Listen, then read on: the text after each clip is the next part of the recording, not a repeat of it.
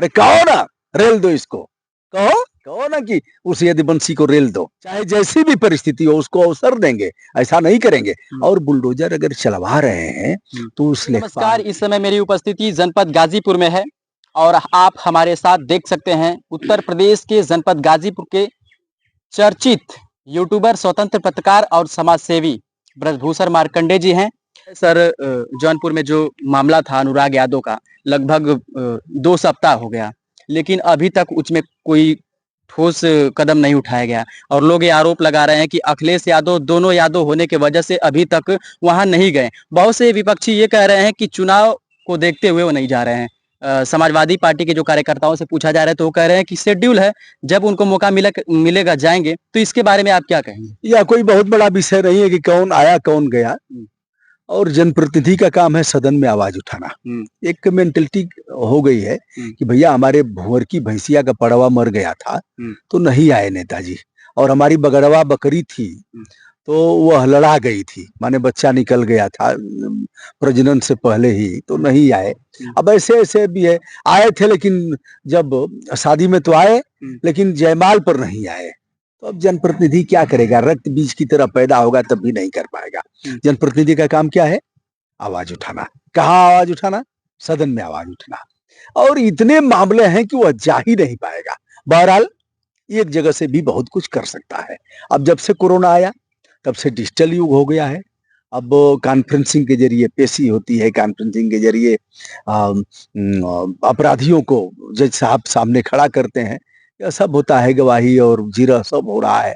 ऐसे में वह ऐसा कर सकते थे कि अपना एक शिष्टमंडल भेज करके 5 लोगों का, पहले तो जितने मामले थे दोनों के बीच उसका निराकरण कराते। इनकी भी गवर्नमेंट थी, 2012 से 2017 तक थी।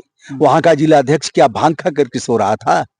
उनको ऐसे मामलों को निपटाना चाहिए। ठीक है, जातीय आधार सभी का है, कटेंगे तो बटेंगे। वो कह रहे हैं कटेंगे तो बटेंगे, या कह रहे हैं कि संगठित रहेंगे तो फिर सत्ता प्राप्त, अलग अलग नारा लोग दे रहे हैं। ठीक है, सब नारा तोड़ने की बात है, वह कटेंगे बटेंगे नहीं है, तोड़ने की बात है। सब तोड़ रहे हैं, बाबा तोड़ रहे हैं, यह भी तोड़ रहे हैं, वह भी तोड़ रहे हैं। और अपने अपने लोगों का गिरोह कैसे बनाया जाए तोड़ करके, गिरोह मैं कहूंगा, क्योंकि अच्छी भावनाओं के साथ अगर कुछ किया जाता है तो उसे संगठन कहा जाएगा। भावनाएं दूषित हैं तो गिरोह है। तो लोग गिरोह का जो गठन कर रहे हैं, यह गिरोह बहुत घातक है। तो इस मामले में न अखिलेश अच्छे हैं न बाबा अच्छे हैं, सब अपनी अपनी रोटी सेक रहे हैं। यह सत्य है। 5 बहनें हैं, एक को आप पढ़ा लीजिए। अब तक बाबा का दायित्व है, आदित्यनाथ योगी का, कि उस परिवार को अगर नहीं मिला है तो तत्काल प्रभाव से उस परिवार से मिलते, बुलवा करके अपना कोई दूत भेजते, कोई मिनिस्टर जाता आदित्यनाथ योगी के प्रतिनिधि के रूप में उस परिवार से मिलता, मिल करके कहता, क्षमा मांगता, मत्था टेक करके कि हम रक्षा नहीं कर पाए। तलवार आई कहां से? गुंडे पैदा कहां से हुए? और इतने मुकदमे चल रहे थे तो उस पर पुलिस प्रशासन ने क्या किया, रेवेन्यू ने क्या किया, वहां के एसडीएम ने क्या किया? तो दोस्तों, सबका निर्धारित होना चाहिए। और ऐसे मामलों में जब यह रक्षा नहीं कर पाए, एक नौनिहाल का उभरता हुआ उदीयमान खिलाड़ी था, तो इनको माफी मांगना चाहिए। माफी मांग करके क्षतिपूर्ति, नौकरी जो भी दे सकते हैं देना चाहिए इनको, जैसा कि अन्य मामलों में दे रहे हैं। और यह राज्य का दायित्व है, संवैधानिक दायित्व है। इन्होंने नहीं किया, या गंदी प्रवृत्ति है। विपक्ष ने अपनी जो भूमिका होनी चाहिए वो अभी नहीं किया, यह भी गंदी प्रवृत्ति है। मैं बहुत अच्छी दृष्टि से अखिलेश यादव को भी इस मामले में नहीं देख रहा हूँ। लेकिन कहा जा रहा है कि चुनाव न होता तो अखिलेश यादव आ जाते, ये विपक्षियों द्वारा। जिस तरीके से यादव के जहां भी कुछ होता है, यदि मान लीजिए कि देवरिया में जैसा कि आपने देखा, वहां भी अखिलेश यादव ऐसे गए जैसा लगा कि एकदम से यह गंदी प्रवृत्ति है, बाबा हो या अखिलेश, निंदनीय पात्र हैं अगर देखा जाए तो। और देवरिया की जहां तक देवरिया का सवाल है, वहां भी ऐसे ही रहा, इतने दिनों से मुकदमा चला, आज तक उसका पर्दाफाश नहीं हुआ। उस जिला पंचायत सदस्य को, यदुवंशी को मारा किसने? आज तक पुलिस ने नहीं पता किया। कौन सा फैक्टर है यार? अरे वो इनके घर जाता है, फिर कौन मारता है, कौन चलाता है? उन 5 को जो मारा उनको तो हो गई उन पर एक्शन, 30-40 लोग गए भीतर, लेकिन इसको किसने मारा? प्रेमचंद यादव को आज तक इसका पता नहीं लग पाया। पता लगना चाहिए ना, ऐसे थोड़ी चलेगा।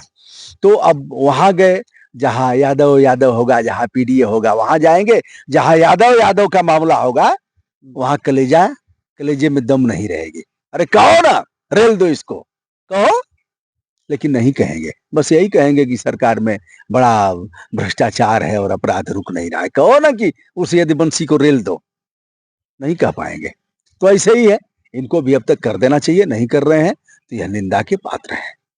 जी सर, देखा जाए तो जिस तरीके से योगी आदित्यनाथ हर सभा में कहते हैं कि कोई आरोपी इस चौराहे से कांड करके निकलता है, अगली चौराहे पे उसका हिसाब किताब हो जाएगा, तो लेट क्यों है? नहीं, हिसाब किताब तो हो रहा है, हिसाब किताब कर भी रहे हैं। हिसाब किताब भले ही संवैधानिक कैसे हो रहा है? मर्यादाओं का हर जगह बुलडोजर चलता है या क्यों नहीं चल रहा है? तो बुलडोजर नहीं चला पाएंगे ना। हमने पहले ही जब बुलडोजर चला था तो हमने सबसे पहले कहा था कि आप बुलडोजर नहीं चला सकते, चाहे जैसी भी परिस्थिति हो उसको अवसर देंगे, ऐसा नहीं करेंगे। और बुलडोजर अगर चलवा रहे हैं तो उस लेखपाल पर, उस कानूनगो पर, उस नायब तहसीलदार पर, उस तहसीलदार पर क्यों नहीं चलवा रहे हैं जो मूक दर्शक था और ऐसी जमीनों पर कब्जा हुआ? उसको रोकना किसका काम है?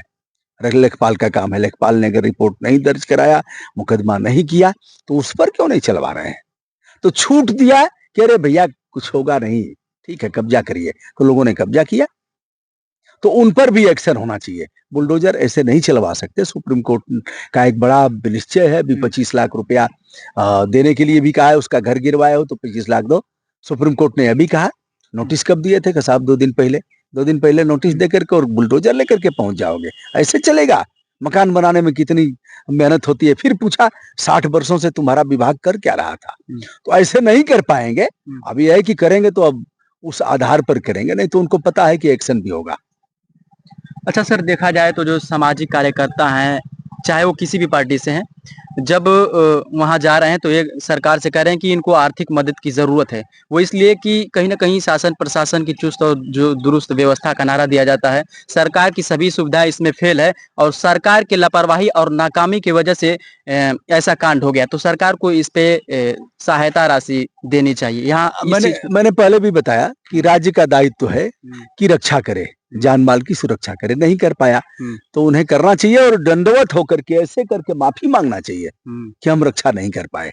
देंगे, नहीं देंगे तो फिर उसके लिए और भी रास्ते हैं। ऐसे हमने human right commission, state human right commission का दरवाजा खटखटाया, यानी राज्य मानव अधिकार आयोग का। आगे भी जाएंगे और इसके लिए केवल अनुराग ही नहीं, अनेकानेक मामले हैं। तो जितना बन पड़ेगा उतना आदमी करेगा और हम लगाम लगाएंगे। हमसे अभिप्राय जो जिंदा कौमें हैं वह इनके इस कुकृत्य पर लगाम लगाएंगी। जनता करेगी, जनता को इसमें आगे आना चाहिए, लिखा पढ़ी से लेकर के, और जनतांत्रिक तरीके से सड़क पर भी उतरना चाहिए। हम सड़क जाम नहीं करेंगे, हम रेल को नहीं रोकेंगे, हम चक्का जाम नहीं करेंगे, लेकिन वह सब कुछ करेंगे जिससे बहरे कान सुनना प्रारंभ कर दें। तो जिस तरीके से हमेशा आवाज उठाते हैं, इस बार भी दरवाजा खटखटाया है और कहीं न कहीं कहाँ पे आपने हमने एक तो मेल किया मुख्यमंत्री जी को कि आप उस परिवार से मिलिए। अन्य मामलों में आप मिले हैं तमाम परिवारों से, बहराइच के मामले में मिले आप, फिर लखनऊ चिनहट में जो पुलिस कस्टडी में मौत हुई थी उसमें भी आप मिले, अयोध्या में पीड़िता से भी, उसके परिवार से मिले। इसमें क्यों नहीं मिल रहे हैं? बुलवाइए। और हमने वहां के विधायक को फोन भी किया, हुआ मिनिस्टर रहे हैं, कैबिनेट मिनिस्टर रहे हैं, जगदीश नारायण राय। हमने कहा कि क्या कर रहे थे आप? उन्होंने कहा हमारे गांव का ही मामला है। हमने कहा आप इसको क्यों नहीं सुलह समझौता कराए? कह रहे हम जानते ही नहीं थे, 40 वर्षों से उसी गांव के हैं, नहीं जानते। हमने कहा मुख्यमंत्री जी को फोन करिए, मिलाइए इस परिवार से। उन्होंने कहा साहब चिट्ठी लिखा हूं। अब चिट्ठी लिख रहे हैं। तो ऐसे ही सब चल रहा है। 9 मन चले 2.5 कोस। तो ऐसे ही कछुआ चाल से लोग चलते रहेंगे।